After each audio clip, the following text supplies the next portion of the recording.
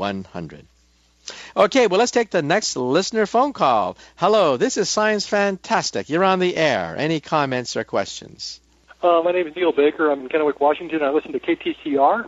And I'm one of those people, actually I might be one of those kooks that doesn't think we went to the moon.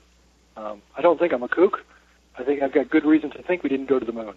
And they basically boil down to two reasons. One is that the spacesuits that the astronauts are in are impossible, and the cooling system is preposterous. The nickel porous plate ice sublimators that they allegedly use to cool themselves, you can't find any information on them. We've been allegedly using them for 50 years. There's nothing in a textbook about them. There's hardly anything on the Internet about them, and you've never seen a demonstration of one in operation, which could easily happen in a high vacuum chamber that NASA allegedly has. The suits are impossible because those kinds of suits with the flexible membrane would be impossible to operate in a high vacuum, and that could be proven very easily on Earth also with the use of high vacuum chamber, which still isn't used either. So I think the moon landings are fake. I think the Gemini spacewalks are fake. I think the International Space Station is fake, and I think the alleged spacewalks at the Hubble Space Telescope are fake. Which I'd like to hear your thoughts on that. Okay, well, you ask a mouthful, so let's try to break it down one by one. First of all, there is that famous videotape that says that, the moon program was a fake from start to finish, and they list many examples. The main examples are not actually the ones you mentioned, but let me tackle all of them. The first main criticism about our going to the moon is the flag. The moon has no air. There's no wind on the moon. We learned that in elementary school. But there are our astronauts saluting a waving flag. You've all seen that picture. It's on many a website. Our astronauts saluting a fluttering American flag. Say the critics, obviously a fake, because flags do not flutter on the moon because there's no wind on the moon.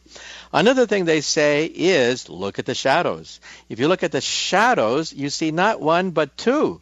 And the shadows seem to be at different angles. Now, how can you get two sets of shadows unless it's a Hollywood movie set? A Hollywood movie set. Then you have a bunch of lights, and of course the camera crew don't keep track of the shadows, and one of them slipped out, and there it is, our astronauts on the moon with two sets of shadows, obviously Hollywood shadows, nothing to do with a real moonwalk. And you mentioned several others, but let's take them one at a time. First of all, the flag that flutters on the moon is not really a flag at all. It's made out of tinfoil, for God's sake. Look at the video. In one video, you actually see the astronauts putting the flag on the moon, and you clearly see that it's made out of tinfoil. It's solid. It's not a flag at all made out of cloth. So, of course, it doesn't flutter. It's actually bent out of shape precisely to give the illusion that it's fluttering. But, of course, wind does not blow on the moon. Also, if you think about it, if you have a starry night with the moon, of course there are two sets of shadows you can see because the moon also casts a shadow. Well, Earthshine is much brighter than moonshine. And as a consequence, of course, you're going to get multiple shadows on the moon because you have sunshine and you have earthshine, which is, as I mentioned, much greater than moonshine. And then you mentioned suits and cooling systems, and hey, let's back up a bit. First of all, on Earth, we have many vacuum systems by which we can test our spacesuits. In fact, I took a film crew from the Science Channel. We flew out to Ohio, where we have one of the world's largest vacuum chambers. We test entire booster rockets, not just little spacesuits. We test entire booster rockets on this gigantic area, much bigger than a football field, which has a vacuum. You can pump all the air out, and yes, you can test spacesuits. Yes, you can test booster rockets, for God's sake. Forget spacesuits.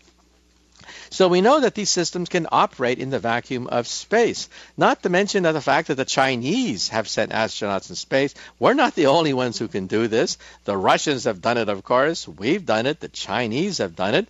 Pretty soon the Japanese and the Indians are going to be doing it. They don't see any problem at all.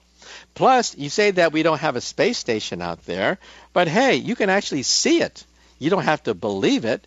You can get the coordinates and actually look at it with binoculars as it sails overhead. With radar, with sightings, we know that these things actually are up there in outer space.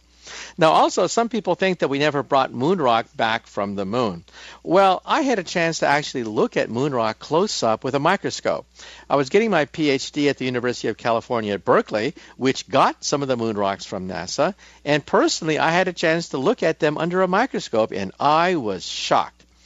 Instead of ordinary rock, you had mini craters, micro craters, craters inside craters, inside craters, inside craters. The only way you could have that is with the vacuum of outer space. So in other words, we really do know that moon rock taken by the astronauts is real moon rock because these are ancient meteorite impacts all the way down to the size of a cell.